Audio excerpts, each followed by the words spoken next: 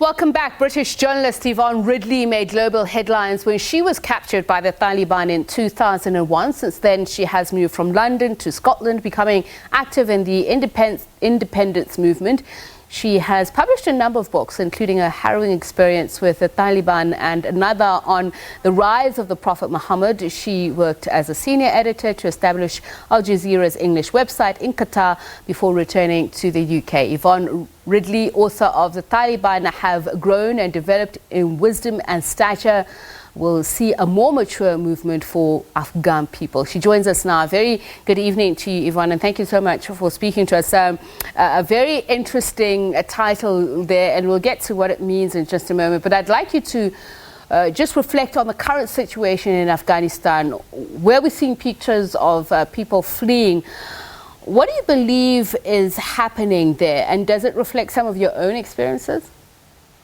Well, people are panicking, and you get that in a regime change where uncertainty and fear are on the ground, and it causes chaos. And we saw chaotic scenes, harrowing scenes in the airport with people clinging onto the plane that was leaving.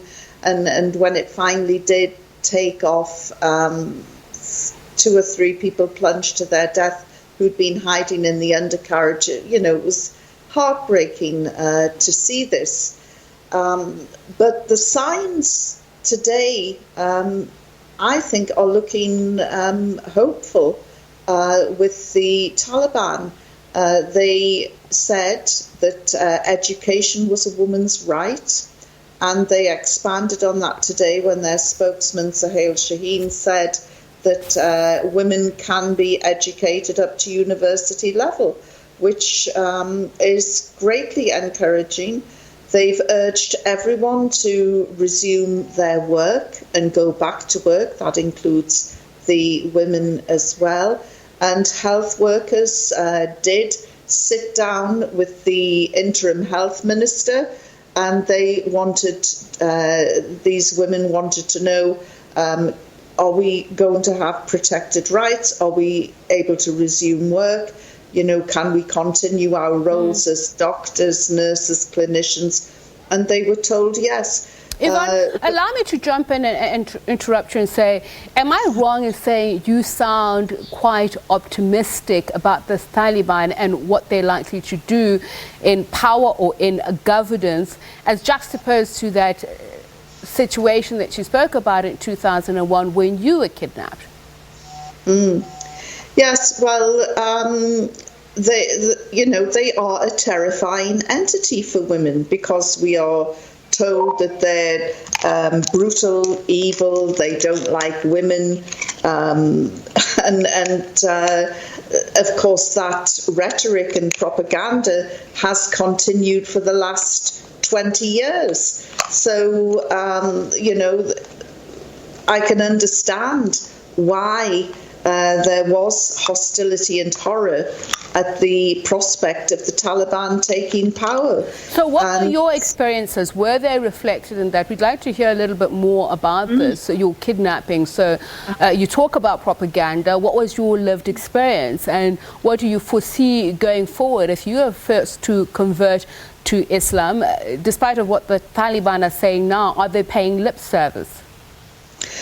I hope they're not, and I don't think that they will be. But when I was captured by them, I really didn't think I would see the sun set on the first night, because I just thought, they're going to kill me.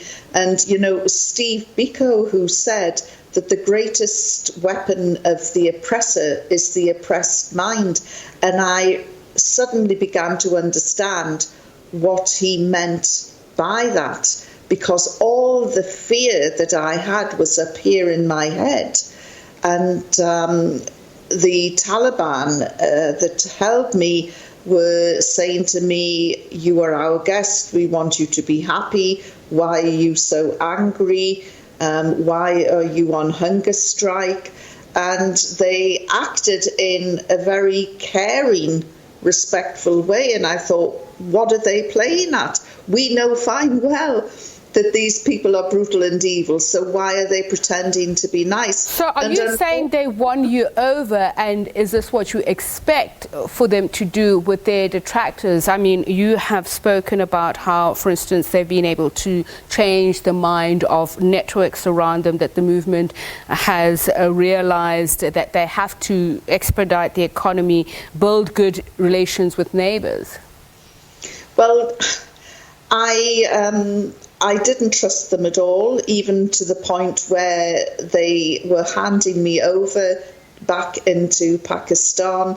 I thought that they would shoot me in the back. It was only once I was out of that harrowing experience that I realised that they had been respectful and courteous. So I started looking more into their movement, into their people, into how they began, how they started.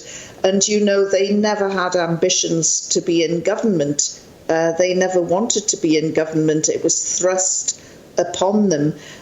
This time, however, they wanted to take power, and they have done it in a much more mature way than a lot of people would have expected. It's such a pity we've run out of time. Would have loved to speak to you more. A British journalist, Yvonne Ridley, she's the author and journalist, was captured by the Taliban in 2001.